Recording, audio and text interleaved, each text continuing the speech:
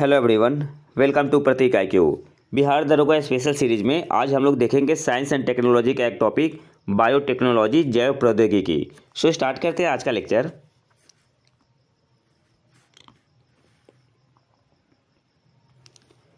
आनुवांशिक रोगों की पूर्व सूचना प्राप्त करने की तकनीक क्या कहलाती है? जीन प्रौद्योगिकी, जेनेटिक टेक्नोलॉजी।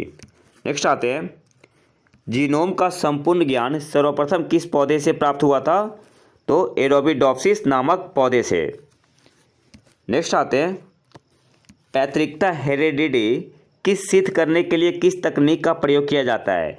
तो DNA फिंगरप्रिंटिंग का यूज किया जाता है। जो पैतृकता होती है हेरेडिटी सिद्ध करने के लिए किस तकनीक का प्रयोग किया जाता है? DNA फिंगरप्रिंटिंग का। और DNA किसका बना होता है? प्रोटीन से बना होता है। DNA क्रोमोसोम और हिस्टोन प्रोटीन से निर्मित होते हैं। नेक्स्ट आते हैं, DNA टेस्ट की तकनीक किसके द्वारा विकसित की गई? डॉक्टर एलेक जेफरीज द्वारा। DNA टेस्ट की तकनीक किसके द्वारा विकसित की गई? डॉक्टर एलेक जेफरीज द्वारा। भारत के किस वैज्ञानिक ने ट्रांसजेनिक सिल्क वर्म का विकास किया था? तो किसने किया था? प्रोफेसर गोपीनाथन ने। नेक्स्ट आते हैं, 2,4-D किसका उदाहरण है? तो किसका है? हर्बिसाइड्स का, खरपतवार नाशी का। बायोचिप क्या होता है? तो बायोचिप में क्या होता है? RNA होता है, DNA होता है और प्रोटीन होता है। बायोचिप में RNA होता है, DNA होता है और प्रोटीन होता है। राष्ट्रीय रोग प्रतिरक्षा संस्थान कहाँ स्थित है? नेशनल इम्यूनोलॉजी इंस्टीट्यूट कहाँ स्थित है? नई दिल्ली में।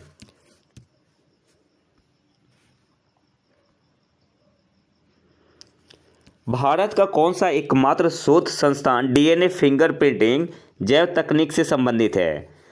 तो कौन सा है? सेलुलर एंड मॉलिक्यूलर बायोलॉजी केंद्र, जो कि हैदराबाद में है।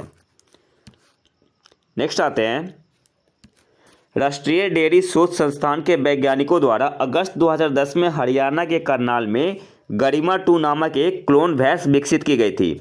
अब जो भी पॉइंट है ना यहाँ पे, तो यहाँ से एक इम्पॉर्टेंट क्वेश्चन बनता है। वो क्वेश्चन क्या है? आपसे पूछ सकता है कि गरिमा 2 क्या है। तो गरिमा 2 क्या है? एक क्लोन भैंस है, ठीक है। और इसे विकसित किसने किया था? राष्ट्रीय डेयरी शोध संस्थान के वैज्ञानिकों ने। नेक्स्ट आते हैं, एक ऐसी जैविक रचना जो एकमात्र जनक माता अथवा पिता से अलैंगिक विधि द्वारा उत्पन्न होती है, क्या कहलाती है? तो क्लोन कहते हैं उसे। नेक्स्ट आते हैं, मनुष्य द्वारा निर्मित आनुवांशिक रूप से अभियंत्रित जेनेटिकली इंजीनियर्ड प्रथम जीवित जीव कौन सा है? तो डॉली है। वैज्ञानिकों ने किस मास्टर जीन की खोज की है जो अनेक प्रकार के कैंसर के लिए उत्तरदायी माना जाता है? तो UTX जीन। विश्व स्तर के प्रोग्राम मानव जीनोम परियोजना का उद्देश्य क्या है?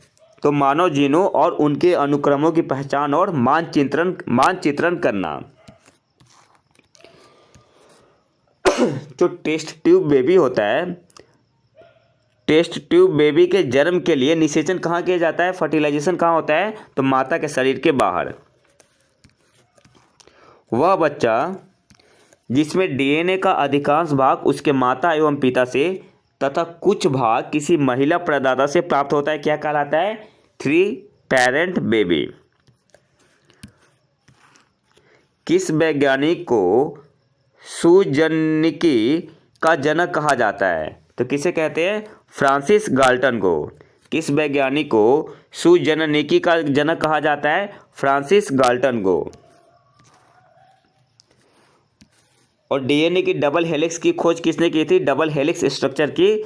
तो वाटसन एंड क्रिक ने। कब किया था इन्होंने? 1953 में।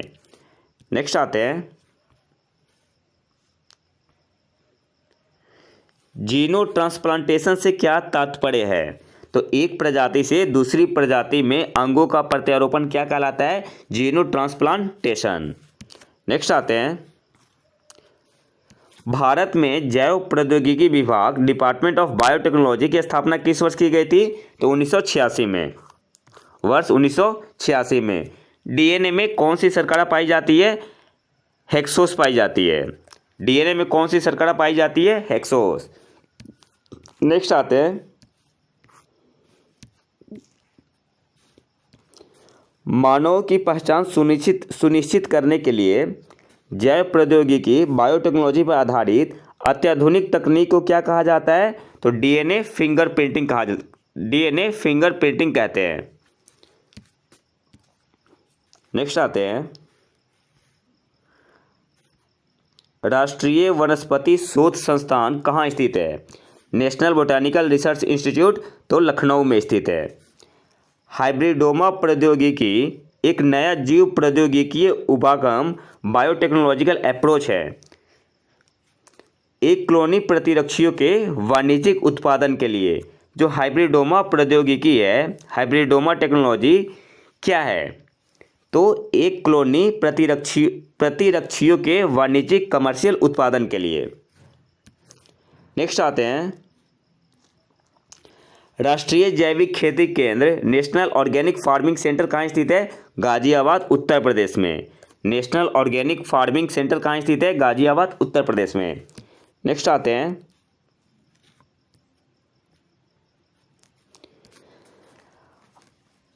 माइकोराइजा क्या है? तो फंगस है। और टेरी का फुल फॉर्म क्या होता है? The energy and resources institute. देखो जो भी पॉइंट गिवन है ना, इनमें से आपका सबसे इम्पॉर्टेंट पॉइंट क्या बना है यहाँ से कि आपको पता होना चाहिए कि माइकोराइजा क्या है? फफूंद है, फंगस है, और इसे डेवलप किया गया है। ठीक है, किसके द्वारा? टेरी के द्वारा, the energy and resources institute द्वारा, जो कि नई दिल्ली में है। नेक्स्ट आते हैं, सुपर राइस किसके द्वारा विकसित किया गया था? तो डॉक्टर जीएस खुश द्वारा। सुपर राइस किसके द्वारा विकसित किया गया था? डॉक्टर जीएस खुश द्वारा। नेक्स्ट आते हैं, बीटी कपास के उत्पादन में कौन सा सूक्ष्म जीव माइक्रो ऑर्गेनिज्म संबंधित है? तो कौन सा है? बैसिलस थुरिनियंजिस। कौन सा संबंधित है? कौन सा सूक्ष्म जीव संबंधित है? तो बैसिलस थुरिनियंजिस नामक जीवाणु। नेक्स्ट आते हैं,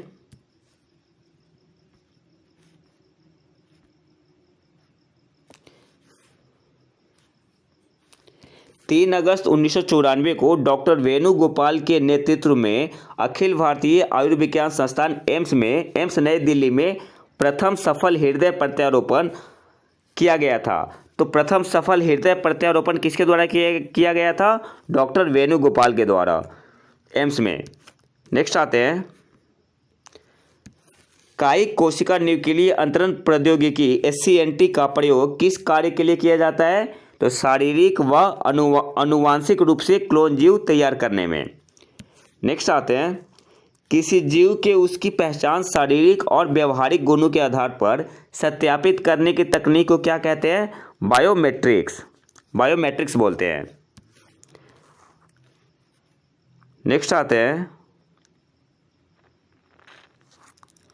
भारत का पहला जैव प्रौद्योगिकी जिला कौन सा है? एर्नाकुलम, केरल में है। भारत का पहला जैव प्रौद्योगिकी जिला कौन सा है? एर्नाकुलम। भारत में पोलियो वैक्सीन का निर्माण किसके द्वारा किया गया था? भारत इम्यूनोलॉजिकल एवं बायोलॉजिकल कॉरपोरेशन, बुलंदशहर, उत्तर प्रदेश। भारत में पोलियो वैक्सीन का निर्माण किसके द्वारा किया गया था? भारत इम्यूनोलॉजिकल एवं बायोलॉजिकल कॉरपोरेशन, बुलंदशहर। नेक्स्ट आते हैं, प्रसव पूर्व कौन सी विधि से भ्रूण का लिंग ज्ञात किया जाता है? तो किसके द्वारा किया जाता है? कौन सा मेथड होता है? एमिनियोसेंटेसिस। नेक्स्ट आते हैं, राष्ट्रीय कोशिका विज्ञान केंद्र कहाँ स्थित है? तो पुणे, महाराष्ट्र में। राष्ट्रीय कोशिका विज्ञान केंद्र कहाँ स्थित है? पुणे, महाराष्ट्र में। शरीर की उन कोशिकाओं को क्या कहा जाता है जिनमें शरीर की किसी भी प्रकार की कोशिकाओं में विभाजन तथा विशिष्टीकरण की क्षमता है और जो कई गंभीर बीमारियों पर शोध का केंद्र बिंदु है? तो इसे क्या बोलते हैं? सोमैटिक सेल्स, कायिक कोशिकाएं। नेक्स्ट आते हैं, इंस्टीट्यूट ऑफ माइक्रोबियल टेक्नोलॉजी कहाँ स्थित है? इंस्टीट्यूट ऑफ माइक्रोबियल टेक्नोलॉजी कहाँ स्थित है? चंडीगढ़ में। नेक्स्ट आते हैं, अंगुलियों के निशानों को बहुरंगीय सतह पर उभारने हेतु किस रसायन का प्रयोग किया जाता है? तो किसका किया जाता है? Fluorescent powder. नेक्स्ट आते हैं, ऐसे सूक्ष्मजीव जिनका प्रयोग करके पौधों को पोषक तत्वों की प्राप्ति कराई जा सकती है, क्या कहलाते हैं? तो जैव उर्वरक कहते हैं। नेक्स्ट आते हैं, राष्ट्रीय पादप जैव प्रौद्योगिकी केंद्र नेशनल प्लांट बायोटेक्नोलॉजी सेंटर कहाँ स्थित है? नई दिल्ली में। नेक्स्ट है हमारा, लखनऊ में विश्व का दूसरा तथा एशिया का प्रथम डीएनए बैंक कहाँ स्थापित किया गया है?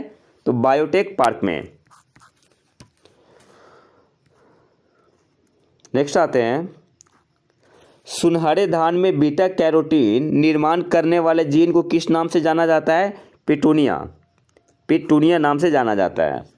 सुनहरे धान में बीटा कैरोटीन निर्माण करने वाले जीन को किस नाम से जाना जाता है? पिटूनिया के नाम से। नेक्स्ट आते हैं, देश में 2 प्रमुख उत्तक संवर्धन पायलट संयंत्र टिश्यू कल्चर पायलट प्लांट कहाँ स्थापित किए गए हैं? तो राष्ट्रीय रासायनिक प्रयोगशाला पुणे तथा टाटा ऊर्जा अनुसंधान संस्थान नई दिल्ली में। नेक्स्ट आते हैं, कौन सा जीव पौधों को नुकसान पहुंचाने वाले कीटों एवं अन्य ऑर्थोपोड्स को नष्ट करता है? तो वैकुलोवायरस। कौन सा जीव पौधों को नुकसान पहुंचाने वाले कीटों एवं आर्थ्रोपोड्स को नष्ट करता है? वैकुलोवायरस। नेक्स्ट आते हैं,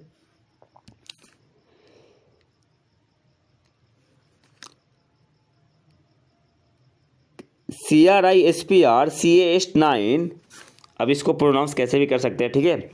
प्रौद्योगिकी किस लिए प्रयोग की जाती है? एक टाइप है प्रौद्योगिकी का CRISPR CAS9 प्रौद्योगिकी किस लिए प्रयोग की जाती है? तो जीनोम के कुछ भागों को DNA अनुक्रमों से निकालने, जोड़ने या बदलने में सक्षम बनाती है। तो ये तो था हमारा आज का लेक्चर। अगर वीडियो पसंद आए तो लाइक करें और चैनल को सब्सक्राइब जरूर कर ले। मिलते हैं नए वीडियो में नए टॉपिक के साथ, तब तक के लिए नमस्कार, जय हिंद।